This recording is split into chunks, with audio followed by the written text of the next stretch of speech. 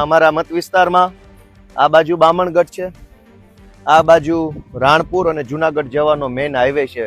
Bhesan Junagadh highway ઉપર રાણપુર ગામ છે, એટલે આ કનેક્ટિવિટી માટેનો મોટો રોડ છે.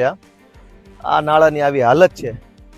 ભાજપની સરકારમાં આત્મા જાગે, સરકારનો આત્મા જાગે, ભાજપના નેતાનો આત્મા જાગે, ભાજપના મંત્રીઓનો આત્મા જાગે એવી હું આશા રાખું છું.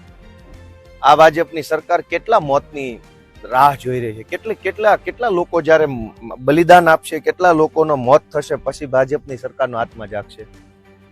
ક્યારેક તો વહેલા જાગો, ક્યારેક તો સમયસર જાગો, ક્યારેક તો આંખ ખોલો.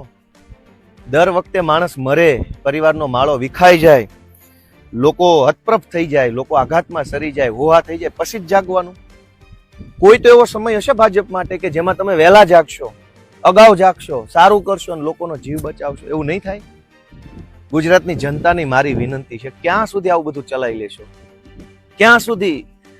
મોત ચારો તરફ મોત છે. ડ્રગ્સથી મોત, દારૂથી મોત, દારૂ પીને ચલાવતા નબીરાઓથી મોત, બ્રિજ તૂટે તો મોત, ચારો તરફ મોતનો માહોલ. અગ્નિકાંડથી મોત, ગેમ ઝોનમાં મોત, હરણીકાંડમાં તળાવમાં તરવા જાવ તો મોત, કાંકરિયાની રાઈડમાં મોત છે, સર્કસમાં બેસો રાઈડથી પડે મોત. તો આ મોતના કૂવામાંથી ક્યારે આપણે બહાર આવશું?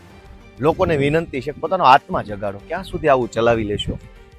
આપણે હોટલ રેસ્ટોરન્ટમાં જમવા ગયા હોય, 4 લોકો જમે એટલે સ્વાભાવિકપણે 800-900 હજારનું બિલ આવે. મીડિયમ રેન્જની હોટલમાં 1000 રૂપિયાનું હોટલમાં જમવાનું જમવા બેઠા હોઈએ, એમાં 250 રૂપિયાનું પંજાબી શાક મગાવ્યું હોય ને એ શાકમાં માખી, મચ્છર, ગરોળી કે કોઈ જીવજંતુ આવે ને તો આપણે વિડીયો ઉતારીને હોબાળો મચાવી દઈએ છીએ, જાણે દુનિયામાં પ્રલય આવી ગયો ને એટલી હદે આપણે વિરોધ કરીએ છીએ કે આ ચાલે જ નહીં. હું 300 રૂપિયા દીધા છે આ શાકના.